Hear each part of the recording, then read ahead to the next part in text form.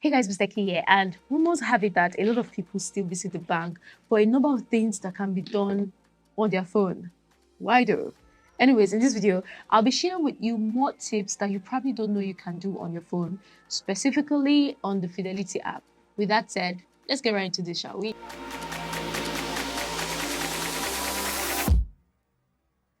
Now, before I get into the video proper, I want to ask you a question here. So, what do you do when you want to request for a signed statement of account? Now, I'm going to tell you what I did. I actually wanted a signed statement of account for traveling purposes. And because of that, I had to drive all the way to the bank at 3 p.m. just to make sure that I meet the deadline.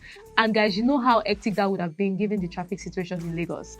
Well, guess what? If I knew what I know now, I would never have done that because Fidelity actually has a feature that lets you request for a signed statement of account all without leaving your home. And guys, to do this is quite easy. Just tap on this icon, select statement, and you can choose either one of the three options. Now, selecting the last option will allow you to generate a stamped statement of account within a time frame. Anyways, like the average Nigerian, security is always at the forefront of my mind. But guys, when it comes to security, I feel that Fidelity Bank has taken it a step further. And to give you a bit of perspective into why I said that, there's actually a feature on the app that will prompt you to approve and authenticate a change of device when you're logged into the app from a different device. I don't know if it makes sense. So in other words, nobody can actually access your account without you knowing, even if they have access to your details. Does it make sense? But yeah, away from that, let's talk about one of the frequent things that we do on our banking applications, and that is making bill payments. Now, guys, I don't know about you, but I find it extremely difficult keeping up with payment dates. I don't know, for some weird reason, I can't always remember the time I renew my cable subscription or even my internet subscription, for example.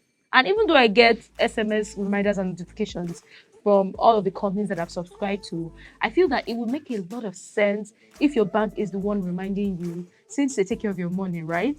Well, here's the thing. You can actually get reminded to pay your bills on Fidelity, and you don't even need to activate anything to get this to work. Just pay your bills like you'd normally do on the app. Afterwards, Fidelity will send reminders when subscription is about to expire. And guys, this applies to any frequently paid bills. All right, so we've talked about payment reminders, we've talked about getting a stamped version of your statement of account. But what about loans? Yeah, that scary five-letter words that has always been a hassle to get. Well, guys, getting access to loans with the Fidelity app is now easier because it has been, baked right there into the app. Now, to access it, just click here and tap on loans. Of course, you know that getting a loan anywhere is largely dependent on your creditworthiness.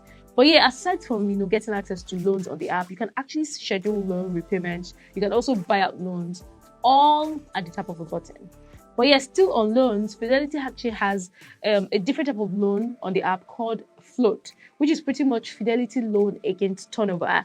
And guys, this is one of the instant loan products for active account holders who have existing banking relationship with the bank. And how it works is that it allows you to get a loan against a consistent 6-month credit turnover on your account. And guys, the loan is usually between 10,000 naira to 100,000 naira, depending on your credit worthiness, of course. And guys, all of this plus the previous loan option that I mentioned can all be accessed right there on your phone.